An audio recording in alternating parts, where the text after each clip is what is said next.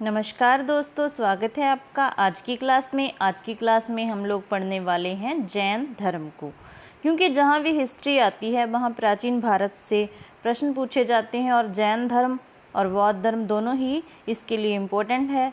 बौद्ध धर्म को हम अच्छे से कवर कर चुके हैं, आज की क्लास में हम लोग करने वाले हैं जैन धर्म। तो शुरू करते हैं आज की क्लास। जो जैन धर्म को अपनाने वाले थे, जैन धर्म के अनुयायी थे, जब उन्होंने अपनी इंद्रियों पर काबू पा लिया तो वो जिन कहलाए। ये पूछा जा सकता है कि वो क्या कहलाए? जैन धर्म के अनुयायी तो कहलाए जिन। जैन धर्म में जो हुए थे वो तीर्थकर हुए थे, जितने भी मतलब कि उनके मुखिया हुए उस धर्म के, वो तीर्थकर कहा जाता था उन्हें। कुल तीर्थकर कितने हुए? तो 24 तीर्थकर हुए थे। कितने हुए थे? 24। सबसे पहले तीर्थकर थे वो ऋषभदेव थे। कौन थे? ऋषभदेव। ये नाम काफ़ी इम्पोर्टेंट है, पूछा जा सकता है, क्योंकि जो ऋषभदेव थे उन्होंने ही जैन धर्म की स्थापना की थी।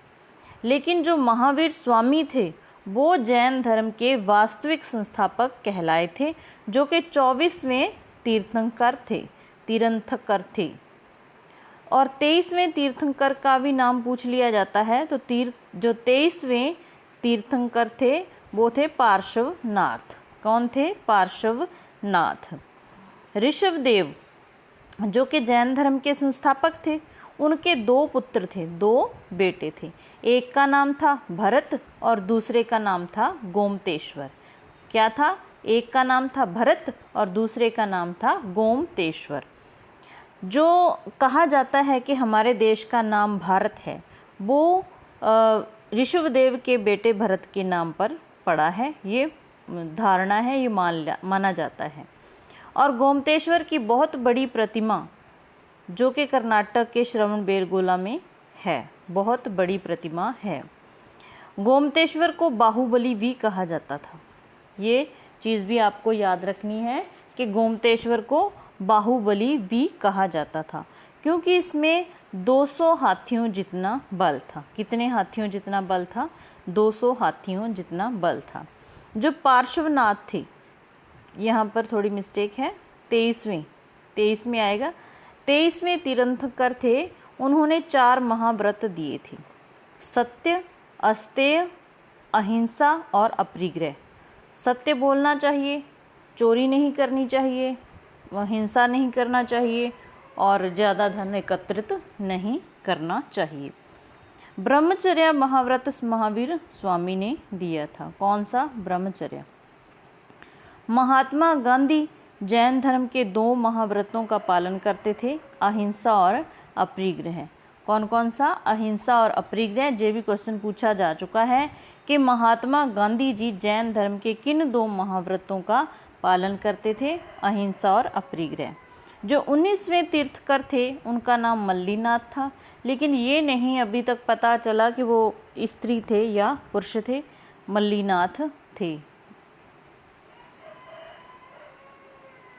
महावीर स्वामी, हमने क्या पढ़ना है? महावीर स्वामी। महावीर स्वामी को हमने अच्छे से पढ़ना है, क्योंकि वो जैन धर्म के वास्तविक संस्थापक थे। उनके बचपन का नाम याद रखना है, क्या था? वर्धमान। क्या था? वर्धमान। और हमने पीछे बौद्ध धर्म के संस्थापक पढ़े थे, महात्मा बुद्ध, उनके बचपन का नाम क्या था? सिद्धार्थ। ये सिद्धार्थ क्यों हम याद करवा रहे हैं? क्योंकि इसका इनसे रिलेशन है, क्योंकि जो महावीर स्वामी थे उनके पिता का नाम सिद्धार्थ था। ठीक है। इनका जन्म हुआ 540 ईसा पूर्व वैशाली के कुंडल ग्राम में, और इनका जो कुल था वो ज्ञात्रक क्षत्रिय था। ज्ञात्रक क्षत्रिय था। जो माता का नाम था इनका वो था त्रिशला, लिच्छवी वंश से। इनकी माता लिच्छवी वंश से थी। पिता का नाम सिद्धार्थ। पिता का नाम क्या था? ये नाम आपको याद रखने हैं, क्योंकि ये पूछे जाते हैं। और इनकी पत्नी का नाम था जशोदा, और इनकी बेटी का जिक्र मिलता है हमें, उसका नाम कहीं अणोजा भी उन्हीं की बेटी का नाम था। और प्रियदर्शना, यहाँ प्रियदर्शना है, ऐसे प्रियदर्शना ऐसे लिखा जाता है, प्रियदर्शना। ये भी दोनों नाम उनकी बेटी के ही कहे जाते हैं। इनका जो दामाद था उसका नाम था जामिल, जो कि जैन धर्म का पहला अनुयायी बना, शिष्य बना, जामिल था उसका नाम। इन्होंने जब घर छोड़ा ज्ञान की प्राप्ति के लिए महावीर स्वामी ने, तो इनके माता पिता नहीं थे उस समय, उनकी मृत्यु हो चुकी थी। इन्होंने अपने भाई नंदीवर्धन की आज्ञा से घर छोड़ा 30 वर्ष की आयु में। ये 30 वर्ष की आयु भी आपको याद रखनी है। कितनी वर्ष की आयु में घर छोड़ा? 30 वर्ष की आयु में घर छोड़ा। फिर 12 साल की इन्होंने कठोर तपस्या की, 12 साल की तपस्या की और 30 साल में घर छोड़ा, तो 42 वर्ष की आयु में इनको ज्ञान की प्राप्ति हुई। कितने वर्ष की आयु में? 42 वर्ष की आयु में इनको ज्ञान की प्राप्ति हुई। कहाँ हुई? जुम्बिक ग्राम के साल वृक्ष के नीचे। ये वृक्ष का नाम भी आपको याद रखना है। युम्बिक ग्राम साल वृक्ष के नीचे, रिजुपालिका नदी के किनारे। नदी का नाम भी बहुत इम्पोर्टेंट है, ये भी याद रखना है। जो इनको ज्ञान की प्राप्ति हुई वो कैबलिन या कैवल्य कहलाई। क्या कहलाई? अगर इंग्लिश में लिखा हो तो इस तरह से लिखा जाएगा, और कैवल्य हिंदी में कि उनकी ज्ञान की प्राप्ति क्या कहलाई? कैवल्य कहलाई। इनके जो उपदेश थे वो प्राकृत भाषा में थे। किस भाषा में? प्राकृत भाषा में। इन्होंने अपना पहला उपदेश दिया राजगृह में। कहाँ दिया? राजगृह में। सबसे अधिक उपदेश दिए वो श्रावण मास में दिए गए। किस मंथ में इन्होंने ज़्यादा उपदेश दिए? तो श्रावण मास में। मखली गोसाल जैन धर्म के समर्थक थे। जो मखली गोसाल थे वो जैन धर्म के समर्थक थे, और इन्होंने आजीवक संप्रदाय का गठन किया था। हमने पहले पढ़ा है कि जो बिंदुसार थे, अशोक के पिताजी, वो आजीवक संप्रदाय के अनुयायी थे। बिंदुसार ने इस संप्रदाय को अपनाया था। आजीवक संप्रदाय को निर्ग्रंथ संप्रदाय भी कहा जाता है। महावीर ने अपने 11 अनुयायी बनाए और उनको गंधर्व कहा जाता था। ये एक एक शब्द जो मैं बोल रही हूँ वो इम्पोर्टेंट है, क्योंकि वो शब्द ही एग्ज़ाम में क्वेश्चन के रूप में पूछे जाते हैं। महावीर स्वामी ने कितने अनुयायी बनाए? 11, और उनको कहा क्या जाता था? गंधर्व कहा जाता था। जैन धर्म का प्रचार सबसे अधिक मगध में हुआ। कहाँ हुआ? मगध में सबसे अधिक जैन धर्म का जो प्रचार प्रसार हुआ। जैन धर्म का एकमात्र अनुयायी सुधर्मन बचा था, बाकी सभी मृत्यु को प्यारे हो गए थे, यानी कि मर गए थे। 11 में से सिर्फ एक सुधर्मन नाम का जो अनुयायी था वो ही केवल बचा था। सबसे पहले जैन धर्म को अपनाने वाली महिला चंदा थी। कहीं चंपा भी लिखा होता है, और चंद्रा नाम की जो महिला थी वो कहा जाता है कि महिलाओं की प्रधान थी। ये ऑप्शन के अकॉर्डिंग आपको देखना है कि क्या टिक करना है। चंद्रगुप्त मौर्य जैन धर्म के संस्थापक थे। लास्ट में उन्होंने, चंद्रगुप्त मौर्य ने जैन धर्म को अपना लिया था। और जो जैन धर्म का साहित्य है, मोस्ट इम्पोर्टेंट है ये भी, उसको आगम कहा जाता है। आगम साहित्य, जैन धर्म के साहित्य को आगम कहा जाता है। जैन धर्म की सबसे बड़ी मूर्ति या स्थापत्य कला मध्य प्रदेश के खजुराहो के मंदिर तथा हाथी गुफा के मंदिरों में मिलती है। जैन धर्म की सबसे बड़ी मूर्ति और स्थापत्य कला मध्य प्रदेश के खजुराहो के मंदिर और हाथी गुफा के मंदिर में मिलती हैं। फिर आगे है जी, जैन धर्म की जिस तरह से बौद्ध धर्म की महासंगतियाँ हुई थी, उसी तरह से जैन धर्म की भी महासंगतियाँ हुई। और जैन धर्म की जो महासंगतियाँ थी वो केवल 2 ही हुई। जो प्रथम महासंगति थी वो हुई 322 वीसी में भी कहा जाता है। आप 300 भी कर सकते हैं, कहीं बहुत जगह 300 भी लिखा हुआ है, यहाँ पे आप 300 कर सकते हैं। में हुई पाटलिपुत्र में, और राजा कौन सा था? चंद्रगुप्त मौर्य, और इसकी अध्यक्षता करने वाले थे स्थूलभद्र। ये आपको डेट याद रखनी है। 300 BC कहाँ हुई? पाटलिपुत्र में हुई। राजा कौन था? चंद्रगुप्त मौर्य, और अध्यक्ष कौन था? स्थूलभद्र। कौन था? स्थूलभद्र। दूसरी जो जैन संगति हुई वो 512 AD में हुई, मतलब कि ईस्वी आ गया जब ईस्वी चल पड़ा, तो 512 ईस्वी में ये बौद्ध जैन संगति हुई बल्लवी में। कहाँ हुई? बल्लवी में, जो कि गुजरात में है। बल्लवी कहाँ है? गुजरात में। ये भी चीज़ आपको याद रखनी है। और उस समय किसी राजा का जिक्र हमें वहाँ नहीं मिलता। और इसकी जो अध्यक्षता थी वो देवधर्मी क्षमा श्रवण ने की थी। ये चीज़ याद रखनी है कि दूसरी जो बौद्ध संगति हुई उसकी जो अध्यक्षता थी वो देवधर्मी क्षमा श्रवण ने की थी। ठीक है। जो दूसरी बौद्ध संगति हुई तो उस जैन संगति, जो दूसरी जैन संगति हुई उसमें जो जैन धर्म था 2 शाखाओं में बंट गया। 2 शाखाओं में बंट गया। एक शाखा श्वेतांबर और दूसरी शाखा दिगंबर। श्वेतांबर और दिगंबर। श्वेतांबर और दिगंबर। श्वेतांबर को 13पंथी कहा जाता था, ये चीज़ भी याद रखनी है। और दिगंबर को स्वया कहा जाता था। 2 शाखाओं में बट गया जैन धर्म। दूसरी जैन संगति में एक शाखा श्वेतांबर और दूसरी शाखा दिगंबर। श्वेतांबर को कहा जाता था 13पंथी और दिगंबर को कहा जाता था स्वया। श्वेतांबर शाखा के जो अनुयायी थे, श्वेत इसके नाम में भी पता है, श्वेत, वो सफ़ेद रंग के वस्त्र पहनते थे। और दिगंबर शाखा के अनुयायी वो वस्त्र नहीं पहनते थे, वो नग्न रहते थे। वो कहते थे चारों दिशाएं ही हमारे वस्त्र हैं। जो स्थूलभद्र थे वो श्वेतांबर शाखा के गुरु थे। श्वेतांबर शाखा के जो गुरु थे वो स्थूलभद्र थे।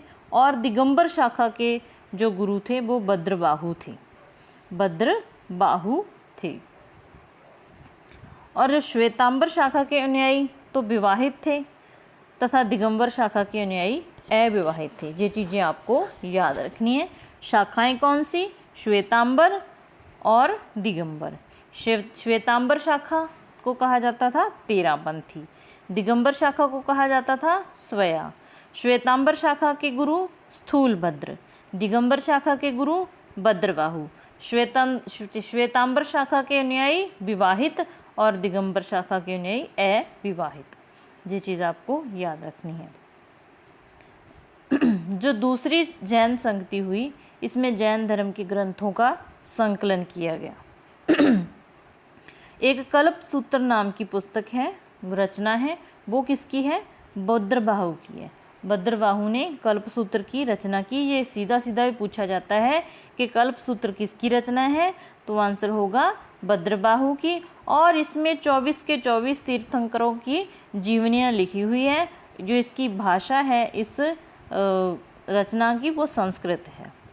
जो जैन थे, जैन धर्म के अनुयायी थे, वो मठों में रहते थे और मठों को कहा जाता था बसादी। ये भी एग्ज़ाम में पूछा जा चुका है कि मठों को क्या कहा जाता था, तो क्या कहा जाता था? बसादी। हिंदू धर्म का संख्या दर्शन जैन धर्म से मिलता है। ये चीज़ भी आपको याद रखनी है कि जो हिंदू धर्म का संख्या दर्शन है वो जैन धर्म से मिलता जुलता है। ऋषभदेव का, फिर आगे जो जैन धर्म के तीर्थंकर हुए उनके कुछ प्रतीक चिन्ह हैं जो हमने बौद्ध धर्म में भी पढ़े थे।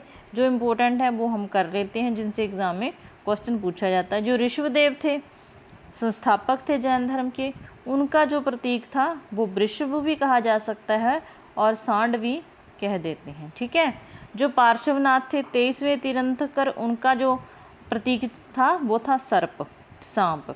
महावीर स्वामी का जो प्रतीक था वो सिंह था। क्या था? सिंह था। दक्षिण भारत में भद्रबाहु ने जैन धर्म को फैलाया। दक्षिणी भारत में जो जैन धर्म को फैलाने वाले थे वो भद्रबाहु थे, कल्प सूत्र के लेखक, रचनाकार। स्यादवाद और अनेकांतवाद जैन धर्म के 2 नाम हैं। ये भी पूछा जाता है कि जैन धर्म को और कौन से नाम से जाना जाता है, तो स्यादवाद और अनेकांतवाद। जैन धर्म के 3 रत्न थे। कौन कौन से? सम्यक दर्शन, सम्यक ज्ञान और सम्यक आचरण। यहाँ कॉमा नहीं लगी हुई है। सम्यक दर्शन, सम्यक ज्ञान और सम्यक आचरण। जो जैन धर्म वाले थे वो प्राण त्यागते थे, तो वो संलेखना विधि या संथारा विधि से त्यागते थे। ये भी विधि अक्सर एग्जाम में पूछी जाती है। कौन सी विधि से प्राण त्यागते थे? संलेखना या संथारा, दोनों नाम उस विधि के हैं। ऐसा होता था कि वो अपने आप को भूखा रखते थे, उपवास रख लेते थे, जब तक उनके प्राण ना निकल जाते अपने शरीर को भूखा प्यासा रख के कष्ट देते थे, और इसी से उनके प्राण, इस तरह से अपने प्राणों को वो त्यागते थे। जो मौर्य शासक चंद्रगुप्त मौर्य था, उसने भी संलेखना विधि से ही अपने प्राणों को त्यागा था। 468 बीसी में पावापुरी में जो मल्ल राजा थे, उनके मल्ल राजा थे शक्तिपाल, उनके महल में महावीर स्वामी की मृत्यु हो जाती है।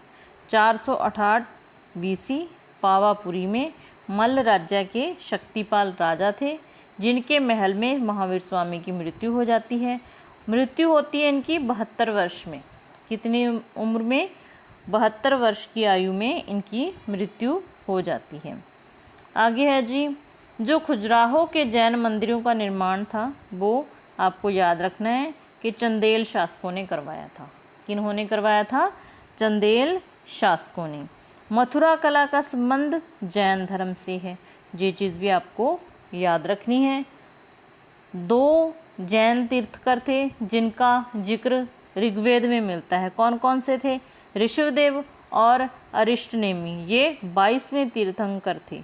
ये तो थे जैन धर्म के संस्थापक ऋषभदेव तो, और जो अरिष्टनेमी थे ये 22वें तीर्थंकर थे, और ये चीज़ आपको याद रखनी है। तो ये थी हमारी आज की क्लास। मैंने कोशिश की है कि जैन धर्म से आने वाले सभी क्वेश्चन आपके कवर हो जाएं। अगर आपको क्लास पसंद आई तो लाइक करना, शेयर करना और चैनल को सब्सक्राइब करना। हम ऐसे ही बहुत अच्छे से हिस्ट्री कंप्लीट करने वाले हैं। प्राचीन भारत लगभग कंप्लीट होने वाला है, उसके बाद हम मध्यकालीन भारत, फिर आधुनिक भारत बहुत अच्छे से कवर करेंगे। तो थैंक्स फॉर वॉचिंग, धन्यवाद।